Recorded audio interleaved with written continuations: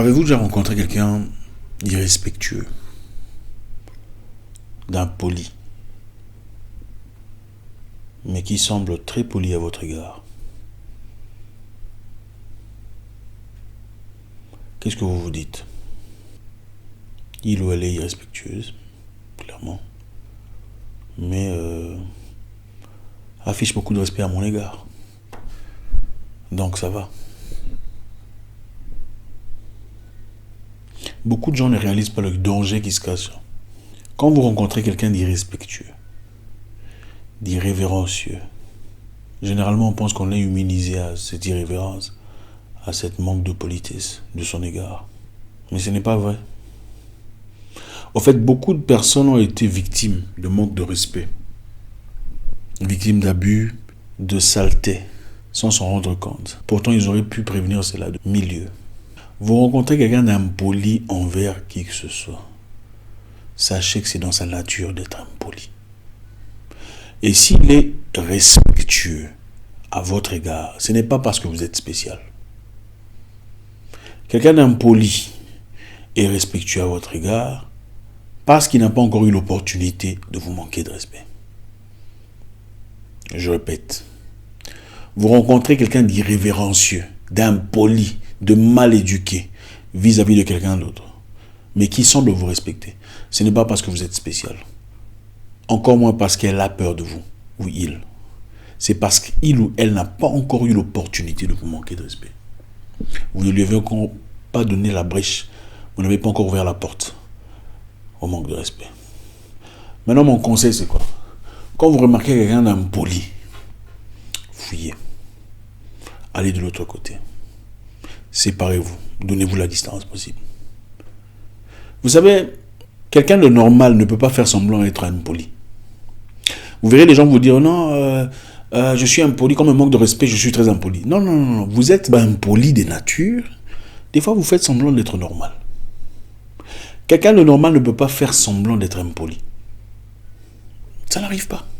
Mais quelqu'un d'impoli peut faire semblant d'être normal pendant un temps, jusqu'à ce que vous appuyez le bouton qui déclenche sa nature. Son manque de respect, sa mauvaise éducation, son impolitesse. Vous ne verrez jamais une personne normale insulter ou dire des bêtises à une personne parce qu'elle est en colère. Ça ne se fait pas. Il y a des gens normaux à qui vous manquez de respect, elle ne vous répond pas nécessairement. Elle ne vous manque pas de respect en retour parce que ce n'est pas sa nature. On n'insulte pas parce qu'on est fâché. On insulte parce qu'on est comme ça. On est insultant, c'est sa nature. Une personne normale sait comment contrôler sa colère. Quand vous vous fâchez, vous ne vous déshabillez pas, n'est-ce pas? On vous appellerait fou, n'est-ce pas? Et si une personne disait désormais, moi aussi vous m'énervez, je me suis déshabillé parce que j'étais énervé, qu'est-ce qu'on dirait? Qu'il est fou ou folle. C'est la même chose. Quand quelqu'un est impoli à votre égard, c'est sa nature. Quand vous le voyez, une personne en train d'insulter quelqu'un, de manquer de respect à quelqu'un, ou de prendre hors de contexte ce que quelqu'un a dit pour transformer ça en une chose, pour créer une histoire, c'est sa nature. Qu'est-ce que vous cherchez? Il faut savoir être sympa avec les gens à distance. C'est aussi ça la maturité. L'intelligence, ce n'est pas comment gérer quelqu'un qui te manque de respect. L'intelligence, c'est savoir gérer à distance cette personne pour que jamais n'arrive une opportunité de manque de respect. On peut connaître quelqu'un seulement en l'observant. Qu'on ne vous trompe pas. L'homme cache difficilement sa vraie nature. Si vous voulez connaître quelqu'un, regardez comment il parle d'une personne avec qui ils étaient bien autrefois, mais ils sont en guerre aujourd'hui. Je répète, pour connaître quelqu'un, regardez attentivement comment il parle d'une personne qui était autrefois proche. C'est ça sa vraie nature. Les mots qu'il emploie, la sélection des phrases, l'identification qu'il accorde à cette personne qui autrefois était proche. Vous le savez, vous le voyez. Sa façon de parler de cette personne décrit clairement sa vraie nature. Ce n'est pas à cause de la colère. Encore une fois, on peut faire semblant d'être normal, mais on ne peut pas faire semblant d'être impoli. Une personne normale ne peut pas faire semblant d'être impolie. Mais une personne très impolie, mal éduquée, peut faire semblant d'être normale pendant un temps, jusqu'à ce que vous provoquiez ses instincts. Et sa vraie nature revient. Pour se faire respecter, il faut savoir garder les distances. Il faut observer les gens. Je ne sais pas, ça vous est certainement déjà arrivé de rencontrer une personne qui parle du mal d'une personne qui était autrefois proche. Qu'est-ce que vous attendez? Vous attendez quoi de cette personne? Ah, elle était comme ça. D'ailleurs, elle et moi, on ne parle plus à cause de ça. Écoutez très attentivement. C'est là que vous connaissez les gens. Ce n'est pas dans leur habillement, dans ce qu'ils disent. Ah, je vous apprécie. Ouais, tout le monde peut faire ça. La flatterie, c'est un art, ça s'apprend. Écoutez comment il parle d'une personne avec qui il ou elle était proche dans le passé. C'est ça, sa vraie identité. Quelqu'un de normal ou quelqu'un de bien,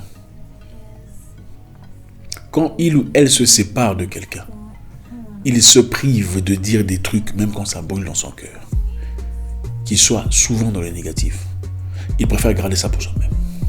Ah, lui, on était bien, c'est vrai.